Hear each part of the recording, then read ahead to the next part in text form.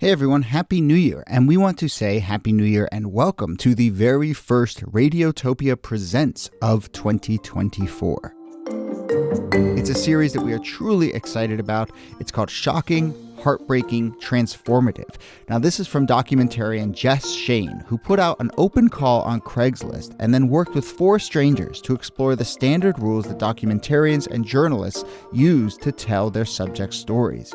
So this series gets into all sorts of questions about what happens when people's real lives are collected, edited, and consumed. The show pulls back the curtain on what goes on behind the scenes of your favorite nonfiction shows. And then it turns in on itself and some really interesting twists and turns along the way in the making of the show. I've gotten to know Jess a little bit over the making of this show. Every time I chat with her, there's a new wrinkle to this story. It is really incredible. So go check out the new Radiotopia Presents series, Shocking, Heartbreaking, Transformative. It is out now on your favorite podcast platform.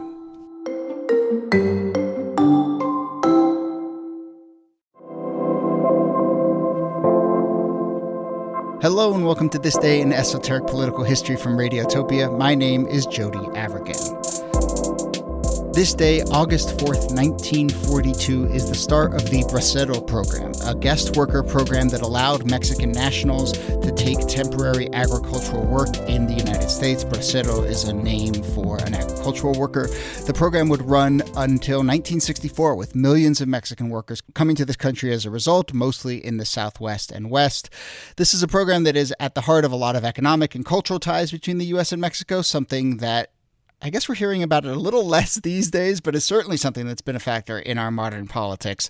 So I'm joined to discuss it, as always, by Nicole Hammer of Columbia. Hello, Nikki. Hey, Jody. And I will say right off the bat, this was suggested to us by Scott Beck, listener. So thanks to you. We always like doing ones that are brought to our attention by listeners. And I will say, I actually knew about this program, but through a fairly roundabout way, which is I knew about it through a song by Woody Guthrie called Deportee, one of my favorite songs by one of my favorite artists, but it's about a plane crash in 1948 that killed 32 people, most of whom were migrant workers heading back to Mexico after doing a stint on farms in the United States. And the thrust of the song, Nikki, do you know this song? I actually don't know this song, so I'm actually excited to hear you talk about it. And very moving. But, and the thrust of it is that when a story like this gets reported, when you hear when this crash was reported, it was basically reduced to 28 deportees died in a plane crash. And I know that this is a specific incident, and we will talk about the basics of the program. But that the Woody Guthrie song makes me think about the human dimension of a program like this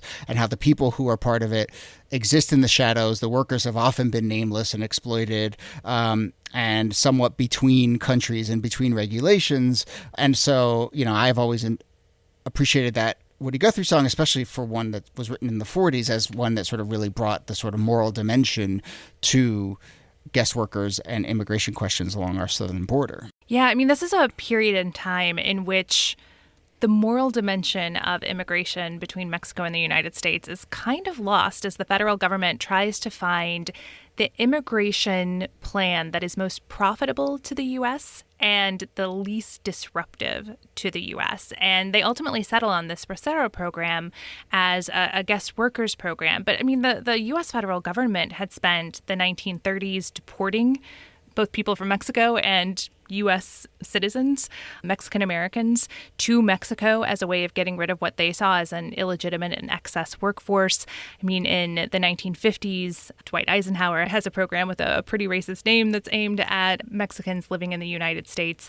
So what I like about using that song as a starting point is that it brings humanity to a story that when it came to policymaking, there just wasn't a lot of care about human and civil rights. Right. And so this is, as sort of large farms are growing in the Southwest, there's just a need for labor. We've talked about waves of immigration a bunch on this show, and it does really often seem to come down to a need for workers. And I guess that sort of cliche you hear trotted out, which is like Americans often are not in a position to do this work, and so we need to bring in immigrants accordingly. Yeah, in 1942, there's a major labor shortage. And there's a major labor shortage because of the world war that's going on. So many Americans have been pressed into service, whether it's fighting in Europe and in the Pacific, whether it's working in munitions plants.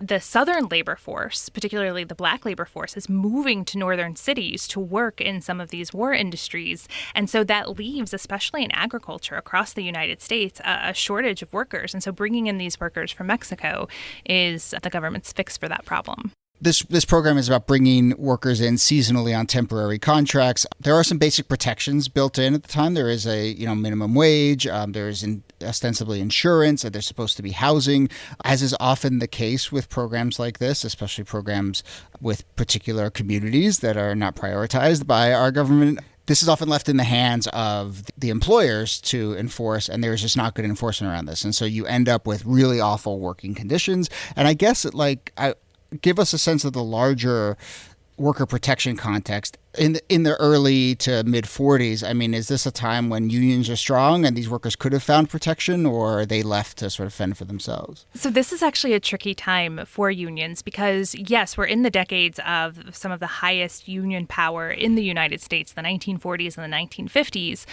But the war has put some limits on that, right? The strikes that are happening are wildcat strikes because striking has been banned because it would disrupt the war industries.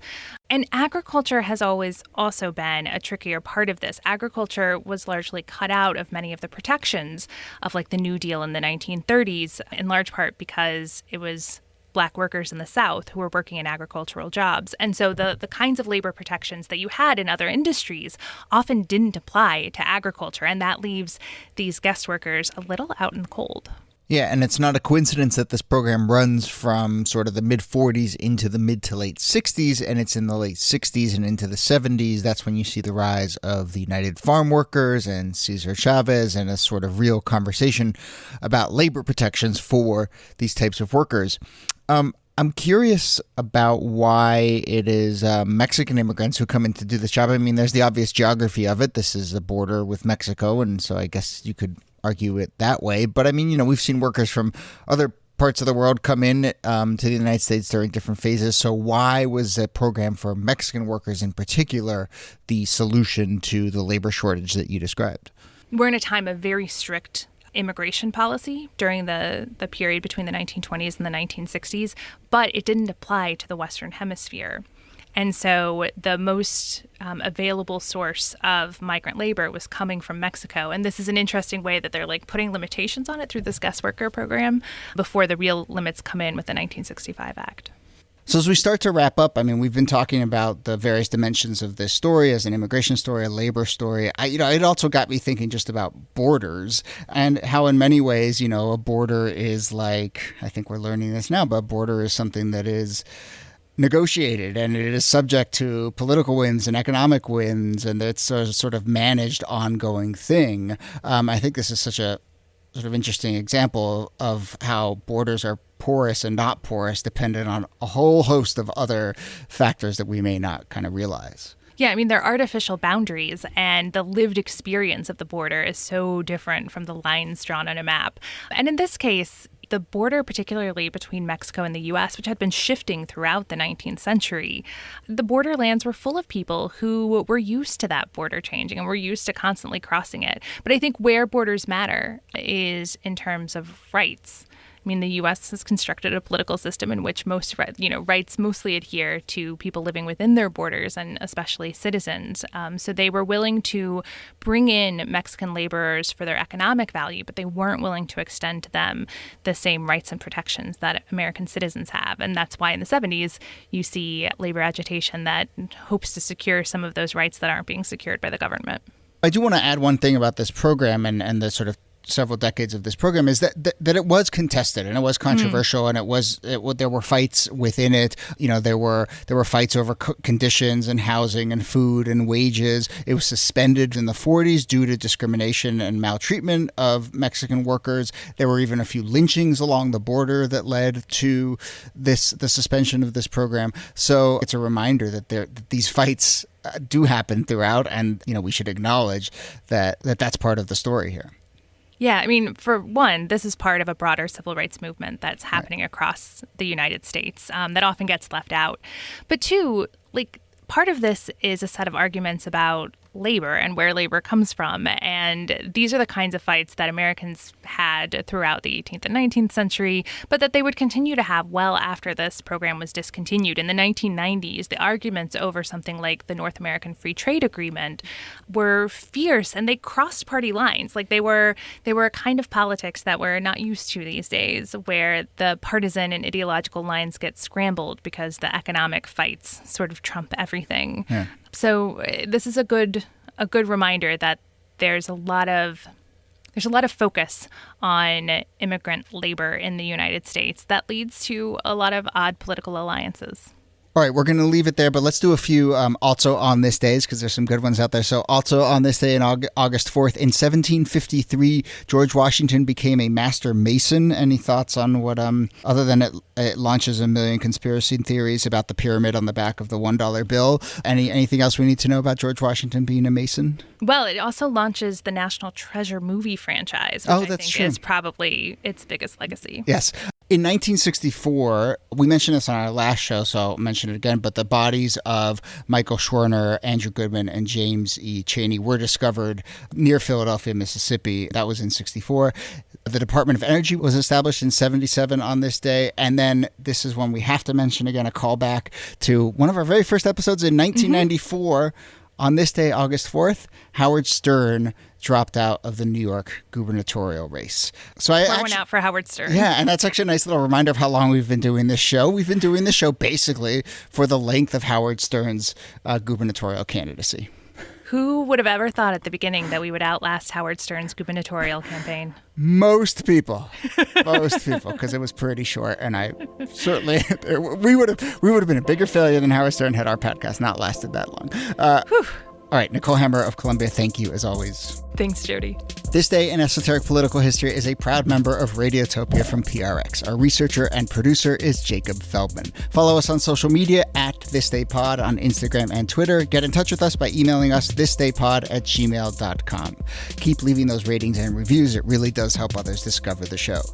My name is Jody Avirgan. Thanks again for listening, and we'll leave you with this. Woody Guthrie never recorded his poem that he had written about the plane wreck at Los Gatos. Many others have recorded it, including his son, Arlo Guthrie. The oranges are piled in their creosote dumps. They're flying you back to the Mexico border. You pay all your money to wait back again. Goodbye to my one, goodbye Rosalita. Adios, mis amigos, Jesus Maria. You won't have a name when you ride the big airplane. Oh, they will call you the deportee. Radiotopia.